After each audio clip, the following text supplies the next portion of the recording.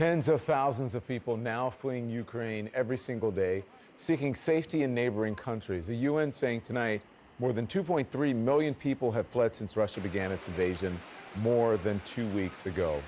And yet there are some incredibly courageous people traveling into Ukraine to help Ukrainians fight back against Russian forces. So joining me now is Andrey Liscovich, a tech entrepreneur who was born in Ukraine but living and working in San Francisco. Tonight, he is back in his native land. Andrey, thank you. I really appreciate you joining us. Why did you decide to go back and help in the war effort? Was it a tough decision? Thanks for having me, Don.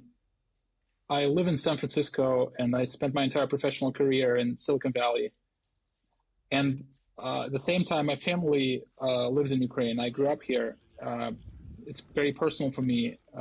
As an entrepreneur, I know that if you want to help people, you really need to understand what the problem is. And it's really hard to know what the reality is from afar. It was very important to travel here in person and understand how I can be of use.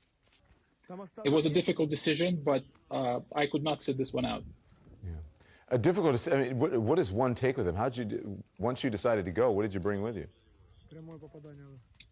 I have a small backpack that just has some change of clothes, some cash, my documents, and pretty much nothing else. I need to be very mobile. I need to be able to come to whichever point where I can be most productive. What are you seeing? I arrived in my hometown, so I'm in Zaporizhia, Ukraine. I'm working with the army right now, helping them with procurement.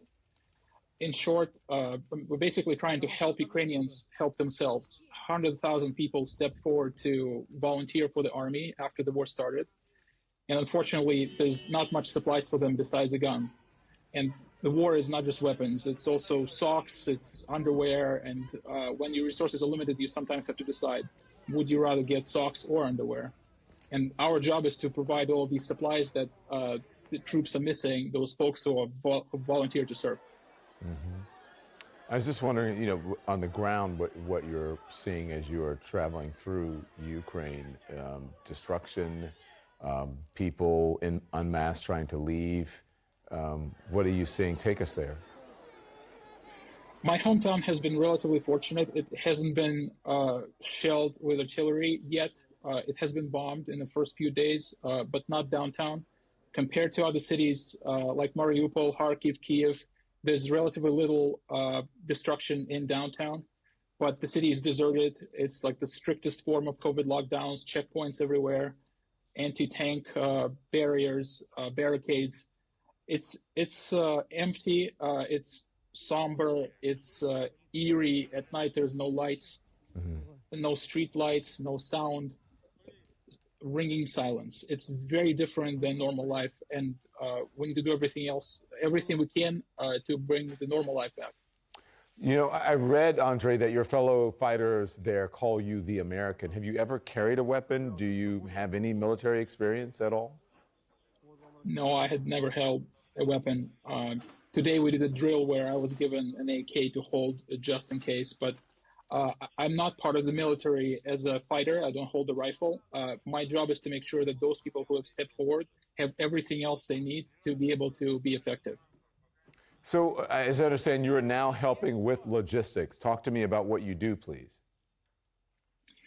When I arrived, the biggest challenge was being able to access supplies. And surprisingly, we were able to find local supplies for tactical gear, clothes, shoes, electronics, power banks, all these banal things that make a soldier effective. And I was driving around town buying these items with my personal credit card. And now that the supplies are almost depleted in the city, we're now shipping these from outside of Ukraine, from 4 continents to Poland, and then across the land border to Ukraine. Can you talk to me a bit more about, I asked you what you saw, but, there's a quote here where you said it was kind of like a TV show. I want you to know what you're experiencing day to day. You said that the bunker you sometimes take shelter in is something straight out of the HBO series Chernobyl. Yeah, we repeatedly hear air-raid alarms. And when that happens, you need to run into a shelter. So I need to run 8 stories down at my hotel into this Cold War era bunker that, if you've seen the HBO series Chernobyl, looks like that hospital where they dumped the radioactive clothes of the first responders. It's really eerie and hasn't been renovated since the 70s, so it looks very much like that. You told the New York Times one of your favorite pieces of music is Beethoven's Seventh Symphony. You're an avid piano player, and that piece is now included in the will that you wrote on your laptop on your flight there. And that tells me that you've weighed the cost of this decision. Are you willing to give your life in this fight? Unfortunately, the reality of war is that the more people are willing to die, the fewer have to. And without these people who are willing to take the ultimate sacrifice, the country will fold. And I don't know, I'm a human. The flesh is weak, and I don't know how much courage I'll be able to muster when it comes to an actual firefight. I really hope I will be able to defend the country to the end.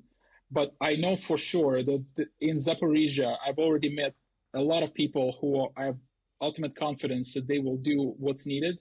And the least I can do is to help support them with the needed supplies so they can defend the country and make sure that other people don't have to die.